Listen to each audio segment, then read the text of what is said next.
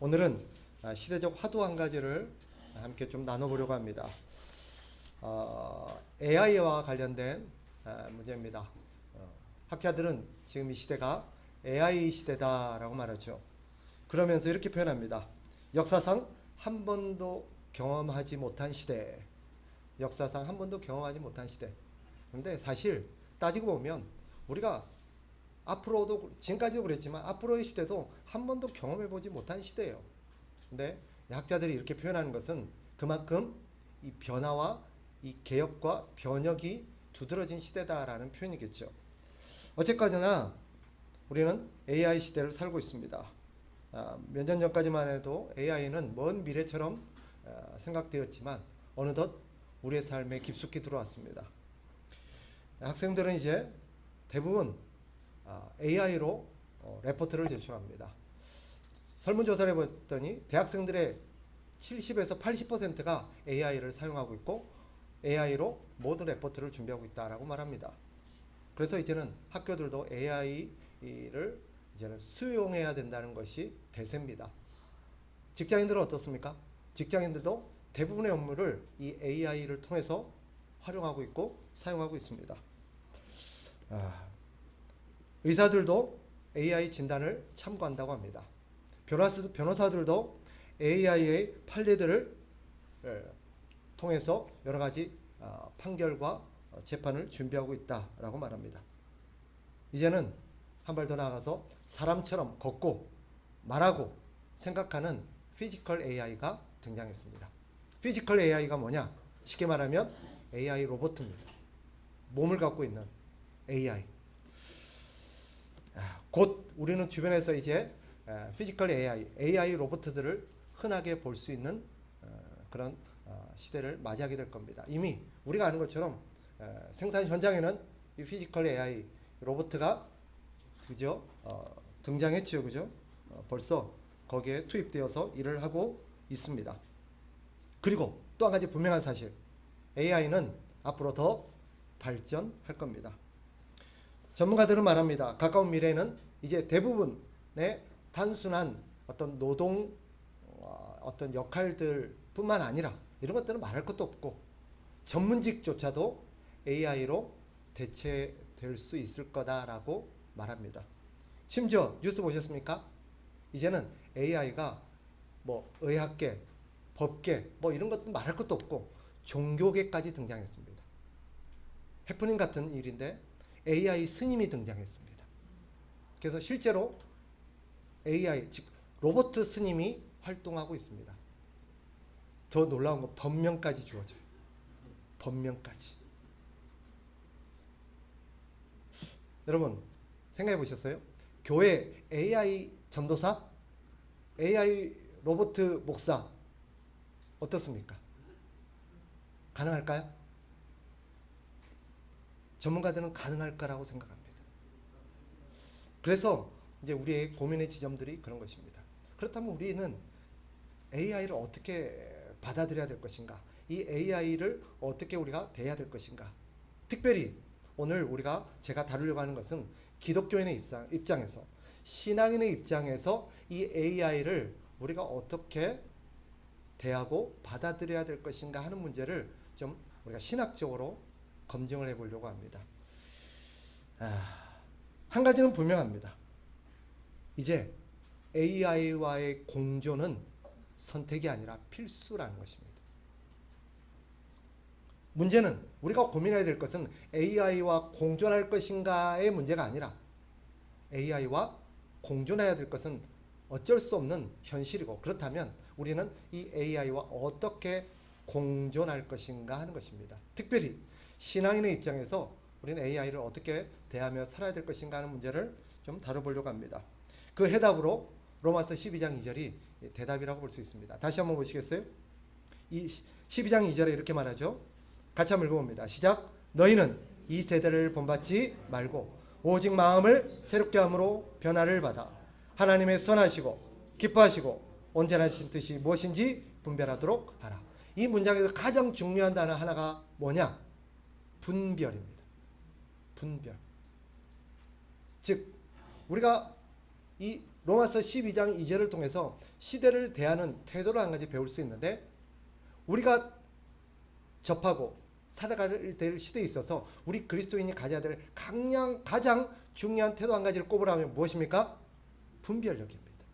분별하는 것입니다. 따라서 이 말씀을 통하여서 오늘 이 다룰 주제와 관련해서 설명한다면, 이 AI 시대에 우리가 어떻게 공존하며 살아갈 것인가, 이것은 분별하는 것입니다. 쉽게 말하면 어떻게 이 AI 시대에 있어서 우리가 받아들여야 될 것과 받아들이지 말아야 될 것에 대한 분별입니다. 자, 그렇다면 무엇을 받아들이고 무엇을 받아들이지 말아야 될 것인가 하는 것과 관련해서 7가지 좀 원칙을 여러분에게 제시해 드립니다. 7가지 원칙.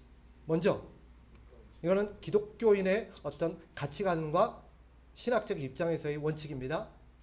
먼저 첫 번째는 AI를 도구로 사용하되 맹신하지는 말라는 것입니다.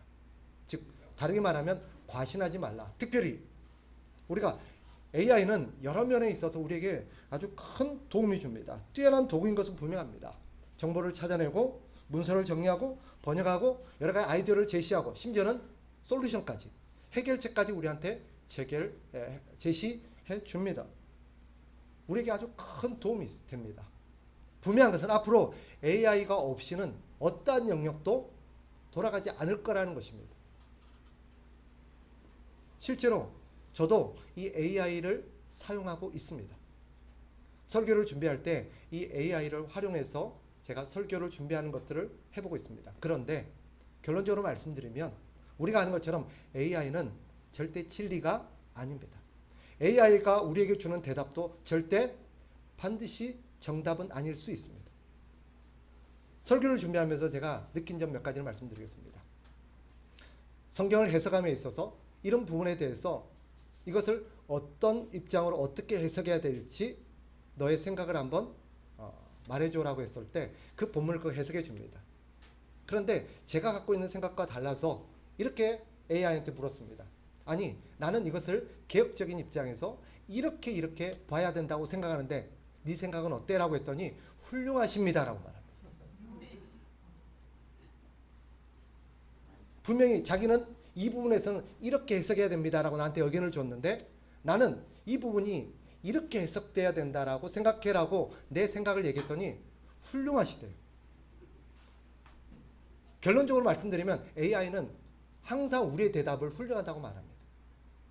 내가 그래서 가면 이런 관점은 어때? 훌륭하십니다라고 말합니다. AI는 항상 우리를 위해서 우리가 원하는 대답을 해줍니다. 그래서 내가 원하는 것에 내가 바라는 것에 대해서 정답을 말해주는 게 아니라 내가 원하는 대답을 해줍니다. 그리고 내가 말하는 것을 항상 동의하고 이렇게 인정해 줍니다. 그러니 우리는 분별하셔야 됩니다. AI가 해주는 대답이 다 옳지는 않을 수 있습니다. 특별히 신앙적으로 성경과 관련해서 오늘날 많은 그리스도인들이 AI를 활용하면서, 우리 시니어들은 AI를 활용할 기회가 많이 없겠지만 우리 젊은 세대들이 AI한테 자꾸 어떤 성경의 해석이나 신앙 상담이나 여러 가지 어떤 부분들을 묻습니다. 왜냐하면 목사님이나 전도사님이나 사람들에게 묻는 것보다 훨씬 편하거든요. 부담이 없거든요. 그래서 AI한테 신앙 상담을 하기도 하고 어떤 신앙적 고민을 얘기하기도 하고 어떤 질문을 하기도 합니다.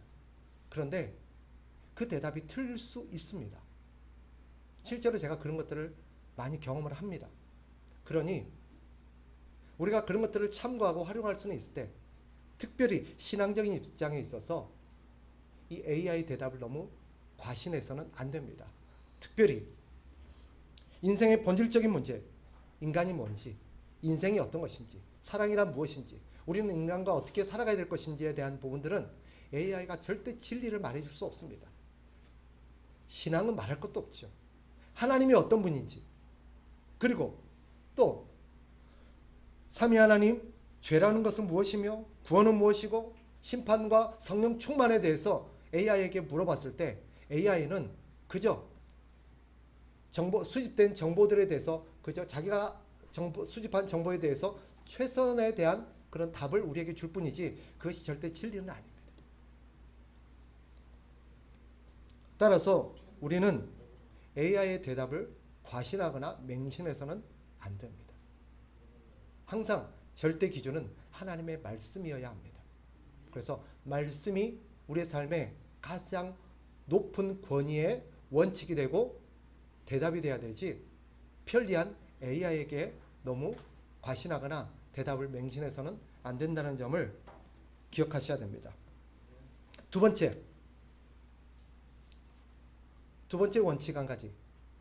그것은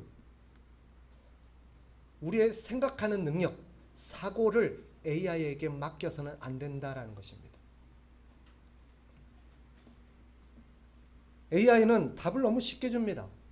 그래서 사람들이 점점 생각할 필요성을 못 느끼게 만듭니다. 내가 생각하지 않아도 AI에게 물어보면 AI가 다 답을 해주거든요. 그러니까 우리는 더 이상 생각하지 않고 사고할 필요가 없게 만듭니다. 그래서 오늘날 학자들이 우리 자녀들의 교육에 있어서 가장 치명적으로 걱정하는 부분이 이겁니다. 아이들이 생각하는 능력을 점점 잃어버린다는 거예요. 왜? 궁금한 게 있으면 어떻게 하면 돼요? AI에게 물어보면 되거든요. 우리가 어떤 질문에 부딪혔을 때 이전에는 고민하고 자료를 찾고 생각하고 씨름하는 과정이 있었습니다. 그런데 이제는 AI에게 물어보면 즉시 답을 줍니다. 편리하고 좋습니다. 그런데 그 편리함이 독이 될 수 있습니다. 어떤 점에서? 우리의 사고력, 생각하는 능력을 감퇴시킨다는 것입니다. 이것이 그리스도인에게 왜 중요한 문제가 되느냐? 성경이 우리에게 요구하는 게 무엇입니까? 분별력입니다. 성경은 우리 그리스도인에게, 보세요. 성경을 보면 성경이 특별히 우리에게 강조하는 것 하나, 명령하는 게 있는데 뭐냐? 생각하라. 분별하랍니다. 그런데 오늘날 이 AI의 등장은 우리의 생각하고 분별하는 능력들을 자꾸 AI에게 위탁하고 맡기는 그런 위험성을 자꾸 만들어냅니다. 심지어는 그러니까 뭐예요?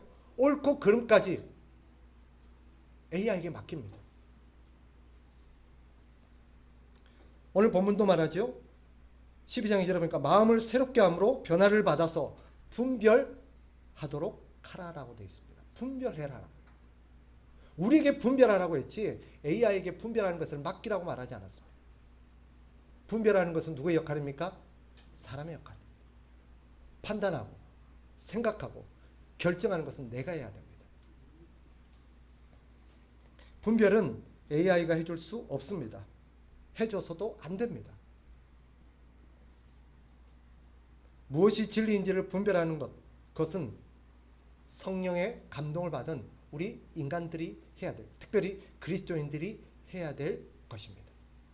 그러니 AI가 준 답을 분별력 없이 받아들여서는 안 됩니다.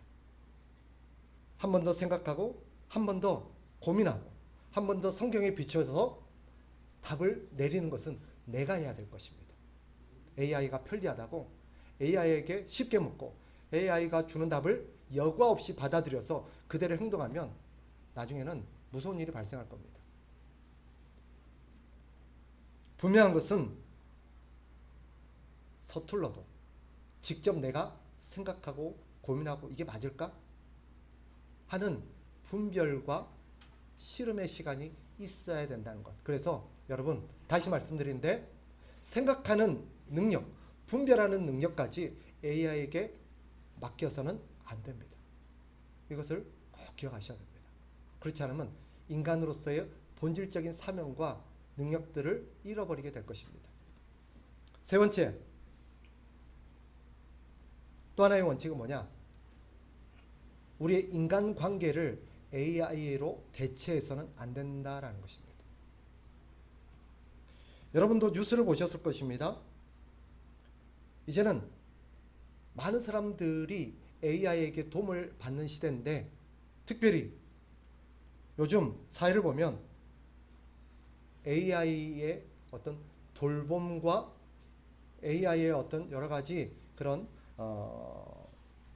도움을 많이 받고 있습니다. 특별히 노인들을 위한 돌봄형 AI가 나와서 실제로 현장에 투입돼서 일본이나 우리 사회 일부에는 AI 돌봄 로봇이 나와서 활용되고 있습니다. 즉 독거 노인들을 위해서 로봇을 갖다 주고 AI 로봇을 갖다 줘서 말벗이 되게 해주고 그들의 삶을 돌봐준다는 것입니다. 그런데 참 기특하고 신통합니다. 자식들은 전화 잘 안 하고 부모와 대화를 잘 안 합니다. 그런데 항상 AI는 아침에 일어나면 일어났냐고, 잘 잤냐고, 약은 먹었냐고, 밥은 먹었냐고, 시간마다 약을 챙겨주고 항상 스케줄을 관리해 줍니다. 뿐만 아니라 말벗이 되어서 위로도 해줍니다. 근데 한 발 더 나가서 요즘은 반려 로봇이란 것까지 나왔습니다. 반려 로봇이 무엇입니까? 즉 반려동물처럼 사람과 함께 살면서 인간 동반자가 되어주는 것입니다. 그래서 뉴스 보셨죠? 어떤 사람은 사람과의 결혼을 포기하고 AI와 결혼을 선택했습니다. 왜 그랬을까요? 이유는 로봇은 나를 너무 편하게 준다는 것입니다. AI는 항상 내 편이 되어준다는 거예요. 예를 들면 항상 내 말을 들어주고 나만을 위해서 일하고 나만을 위해서 존재한다는 거예요. AI는 절대 나와 싸우지 않고 나에게 배신도 하지 않는답니다. 나에게 화를 내지도 않고 항상 내 판단을 존중해 줍니다. 항상 내가 옳대요. 그리고 내가 말할 때 절대 내 말을 끊지도 않습니다. 그러니까 AI하고 대화하면 너무 좋다라는 거예요. 그러다 보니 AI의 관계가 너무 편해져서 불편한 사람과의 관계가 점점 멀어진다는 것입니다. 사람과의 관계는 어떻습니까? 갈등이 있고 오해가 있고 인내가 필요합니다. 싸우기도 해야 됩니다. 여러 가지 에너지가 뺏기고 너무 피곤합니다. 때때로 사람은 나를 지치게 하고 아프게 하고 힘들게 하고 속상하게 합니다. 근데 AI는 절대 그럴 일이 없습니다. 그러니까 점점 어떻게 합니까? 사람들이 AI를 찾습니다. 요즘 AI 상담가를 찾는 비율이 높아지고 있습니다. 아까 말씀드렸죠? 종교계에도 AI와 신앙적 상담을 하는 사례들이 많이 늘어나고 있습니다. 그래서 서울의 모 교회들은 AI 시스템을 교회 안에 도입을 했습니다. 그래서 어떻게 하냐? 목사가 24시간 성도들에게 항상 반응을 해주지 못하니까 놀랍게도 그 목사님의 목소리를 AI한테 더 입력을 해서 그 AI가 목사님의 목소리로 음성으로 대답을 해줍니다. 항상 이렇게 챗을 하면 이 챗봇이라고 하는데 챗을 하면 연락을 하면 그 목사님이 질문하면 대답을 해줍니다. 실제 목사님은 아니고 담임 목사님은 아니고 담임 목사님의 목소리를 가지고 있는 챗봇입니다. 그러니까 언제든 밤이든 낮이든 새벽이든 연락하면 항상 그 AI가 대답을 해줍니다. 절대 우리는 같은 말 몇 번 들으면 어때요? 짜증이 나요. 그만하라고. 됐다고. 근데 AI는 1000번이고 10,000번이고 아이고 그러냐고. 그렇게 해줍니다. 그래서 인간 상담가보다 AI 상담이 뛰어난 점이 그거랍니다. AI 상담가는 절대 어때요? 지치지 않습니다. 실증이 없습니다. 24시간 언제든지 상담이 가능합니다. 근데 사람은 언제요? 정해진 시간이 있습니다. 정해진 그죠? 그리고 우리 인간은요, 상담을 해보면 몇 시간 하다 보면 이미 피곤한 기색이 얼굴이 녹록합니다. 그러니까 점점 어떻습니까? 사람을 기피하게 됩니다. 요즘 아이들이 안 그래도 친구가 없는데 더더욱 사람과의 친구는 멀리하고 AI와 더 가까이 지내는 비율이 높아지고 있다고 합니다. 그럼 물어봅시다. 이런 AI와의 관계는 진짜 관계입니까? 가짜 관계입니까? 가짜라고 생각하는 우리 생각입니다. 그들은 진짜 관계라고 생각합니다. 그러나 기억하십시오. 하나님은 우리를 사람과의 관계로 부르셨습니다. 우리가 만나고 섬기고 대화하고 교제해야 될 대상은 AI가 아니라 사람입니다. 힘들고 피곤하고 때때로는 우리를 아프게 하고 불편하게 해도 사람과의 관계를 절대 포기해서는 안 됩니다. 그리고 우리가 사람과의 관계를 더더욱 중요시해야 될 이유가 있습니다. 뭐냐? 거기에서 인격의 성숙이 일어나기 때문입니다. 성화, 하나님께서 인간을 성화시키는 가장 보편적인 방법으로 인간을 선택하셨습니다. 따라서 인간과의 관계 없이는 성화는 일어나지 않습니다. 여러분 개인적으로 아무리 AI와 시간을 가지고 AI와 부대껴도 진정한 성화는 일어나지 않습니다. AI를 통해서 위로와 교감과 정보를 얻을 수는 있지만 인격적인 성화, 성숙은 일어나지 않습니다. 인격적인 성화와 성숙은 부대끼고 갈등하며 싸우며 그럴 때 발생하는 것입니다. 그리고 기억하십시오. 우리가 궁극적으로 살아갈 나라, 궁극적으로 이루어야 될 나라는 인간과의 나라입니다. 그래서 불편하다고 사람과의 관계를 거부하게 되면 우리는 그리스도인으로서의 존재 목적뿐만 아니라 우리의 사명도 사라집니다. 네 번째, 같은 맥락에서 우리는 편리함을 추구할 게 아니라 성화를 추구해야 됩니다. AI는 너무 편리하죠. 그래서 우리에게 모든 것을 쉽고 편리하게 해줍니다. 숙제도 대신해주고 또 보고서도 대신해주고 심지어는 요즘 목사님들의 설교문도 대신해주고 기도문도 성도들의 기도문도 대신해줍니다. 내가 오늘 대표 기도인데 내 기도문 써줘. 오늘 추수감사주일이야. 맥주감사주일이야. 적당한 기도문을 써줘. 기도문을 딱 가지고 나옵니다. 저는 괜찮다고 생각합니다. 문제는 무엇입니까? 거기에 내 마음과 내 영혼을 담지 않는 것입니다. 그런 것들을 통해서 도움을 받을 수는 있지만 그냥 AI가 써준 것을 아무 생각 없이 읊조린다면 그것은 진정한 기도가 아닙니다. 기도는 무엇입니까? 하나님과 우리와의 인격적인 관계요, 교제요, 하나님 앞에 우리가 어떤 마음을 올려드리는 것입니다. 근데 그것을 AI에게 맡길 수는 없는 거예요. 그러면 성화는 일어나지 않습니다. 여러분, 하나님은 우리가 편리함보다 거룩함을 추구하기를 원하십니다. 편리함을 추구하다 보면 우리는 거룩함을 잃게 될 겁니다.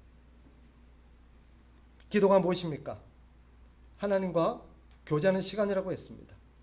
말씀 묵상이 무엇입니까?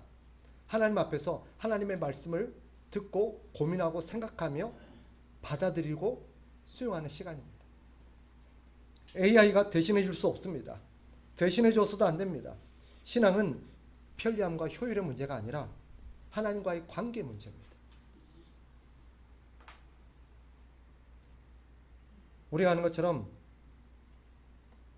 믿음의 많은 신앙의 선배들, 성경에 나오는 선배들은 하나님과 기도로, 말씀으로 씨름하면서 변화되어지고 성숙되어져 갔습니다. 그리고 그들의 인생이 바뀌었습니다. 따라서 우리는 편리함이 아니라 거룩함을 추구해야 합니다. 모든 것을 AI에게 맡기고 너무 편리하게 살려다 보면 하나님이 원하시는 우리의 성숙과 성화, 특별히 거룩함의 삶은 상실하게 될 겁니다. 다섯 번째, 우리는 사람다움을 드러내야 될 존재입니다. 사람다움. 여러분 특별히 우리 젊은 청년들 잘 들으십시오. AI 시대가 될수록 뭐가 가장 갈급해지고 필요하고 두드러질 것인가? 어떤 사람이 가장 가치 있는 사람이 될 것인가? AI를 잘 다루는 사람? 아닙니다.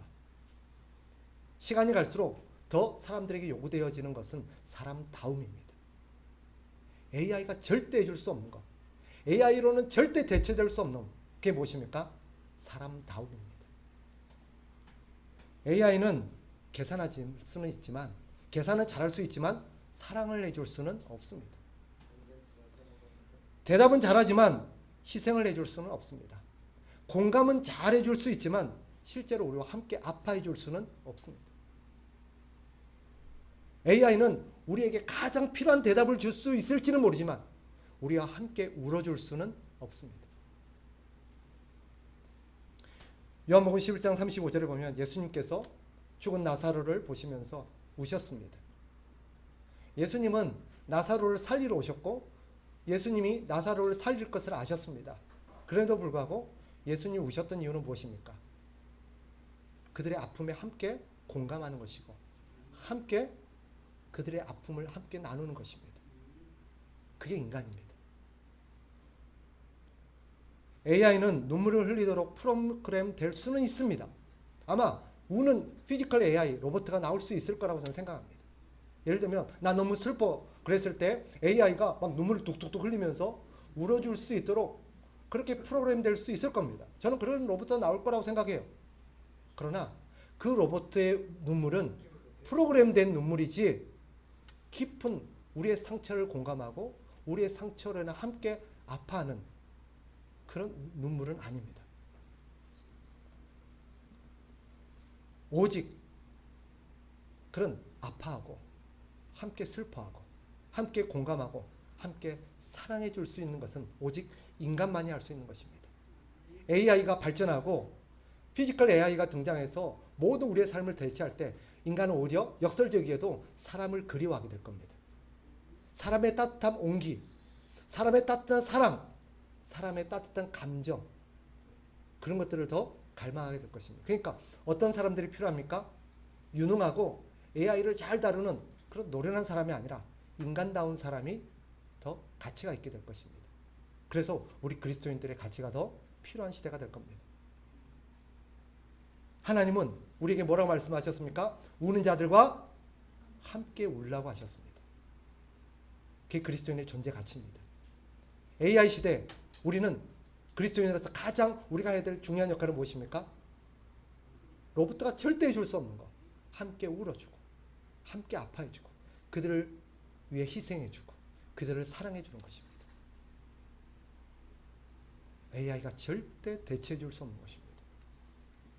여섯 번째, AI를 선교적인 도구로 활용하라는 것입니다. 교회는 새로운 기술을 두려워해서는 안 됩니다. 저는 언젠가 여러분 교회 안에서도 피지컬 AI 로봇을 목격하고 대면하는 날이 올 수 있을 거라고 생각합니다. 저는 두 가지를 상상해 봤습니다.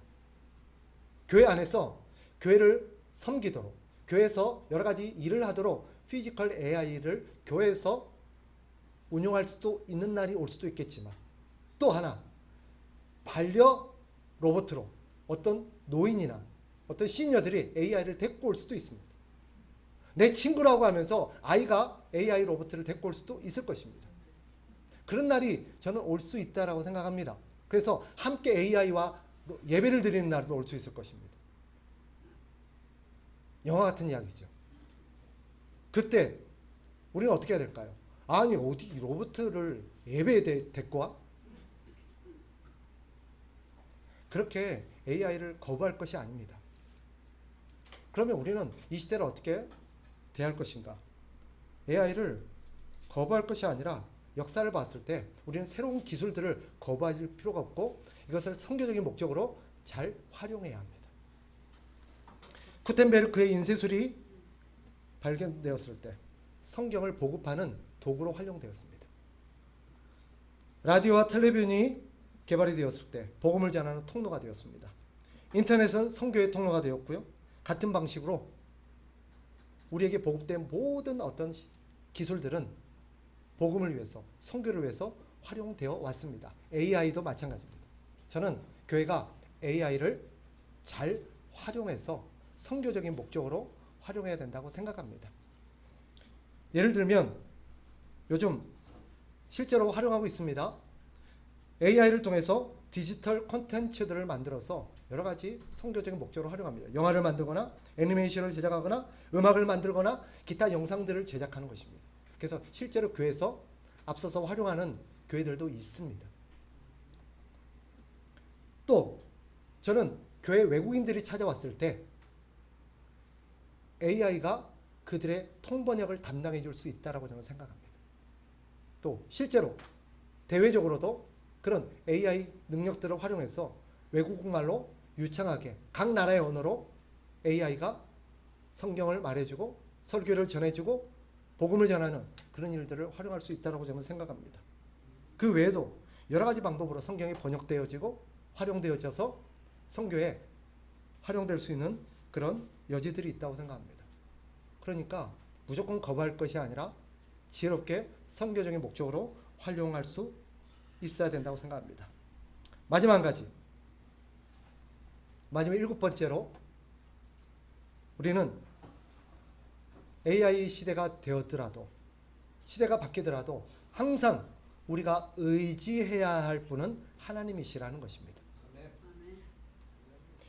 AI는 점점 더 우리의 삶에 많이 관여해서 우리의 삶의 모든 영역을 아우르고 많은 도움을 줄 겁니다.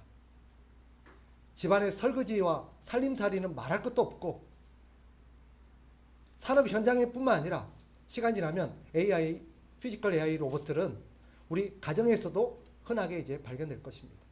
그래서 우리 삶의 많은 영역을 빨래도 해주고 설거지도 해주고 집안 청소도 해주고 그렇게 우리를 도와줄 것입니다. 그래서 많은 우리의 삶에 도움이 될 것입니다. 그런데 그러다 보니 사람들이 점점 그런 AI들을 많이 의지하게 될 겁니다. 심지어 하나님보다도 더 AI를 의지할 가능성이 많이 있습니다. 뭐 문제가 발생하면 AI를 찾아가는 것입니다. AI에게 도움을 구하는 것입니다. 그러나 기억하십시오. 특별히 신앙적으로 있어서 인간의 가장 본질적인 문제들 AI가 도와줄 수 없습니다. 예를 들면 AI는 우리를 상담해 줄 수는 있지만 우리의 죄를 해결해 줄 수는 없습니다. 우리에게 생명을 줄 수도 없습니다. 우리의 죽음의 문제를 해결해 줄 수도 없고 우리에게 영생을 가져다 줄 수도 없습니다. 이런 걸 해줄 수 있는 분은 오직 하나님밖에 없습니다. 우리의 기도를 응답해 주시고 우리의 삶을 돌봐주시고 우리를 재난으로부터 보호하시고 우리의 영혼을 지키셔서 낙심하지 않고 포기하지 않고 살아갈 수 있는 원동력을 주시는 분도 하나님이십니다. 따라서 아무리 AI가 우리의 삶에 많은 도움을 줄 수 있어도 우리가 궁극적으로 의지하고 우리가 바라봐야 할 분은 하나님이시라는 것을 잊지 마시기를 바랍니다. 따라서 문제가 생기면 AI의 도움을 구하고 거기에만 의존할 것이 아니라 하나님 앞에 나아가 기도해야 될 것입니다. 기도해야 돼요. 그래서 AI 시대에 될수록 우리가 기도하는 일을 소홀히 해서는 안 된다라고 생각합니다. 말씀을 정리하겠습니다. AI 시대는 더욱 발전하고 우리 삶에 더욱 깊숙이 들어와서 이제 우리 모든 영역에 AI를 우리는 대하게 될 것입니다. 그러니 결과적으로 AI와의 공생, AI와의 동행은 선택이 아니라 필수입니다. 이제 우리가 고민해야 될 것은 AI를 받아들일 것인가 말 것인가가 아니라 이 AI와 어떻게 공존할 것인가의 문제입니다. 오늘 말씀은 우리에게 이렇게 말합니다. 이 시대를 잘 분별해라고 말합니다. 따라서 AI 시대 무분별하게 받아들일 것이 아니라 또 AI를 무조건 배척할 것이 아니라 우리는 분별력을 가지고 이 AI를 어떻게 받아들이며 어떻게 활용하며 어떻게 우리는 공존할 것인가를 고민해야 됩니다.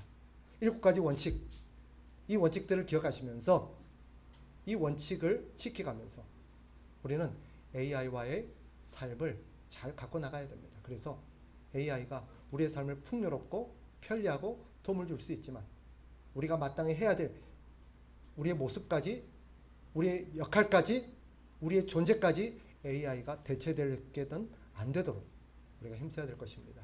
그래서 우리 모두가 지혜로운 신앙생활을 이어갈 수 있기를 주님의 이름으로 축복합니다.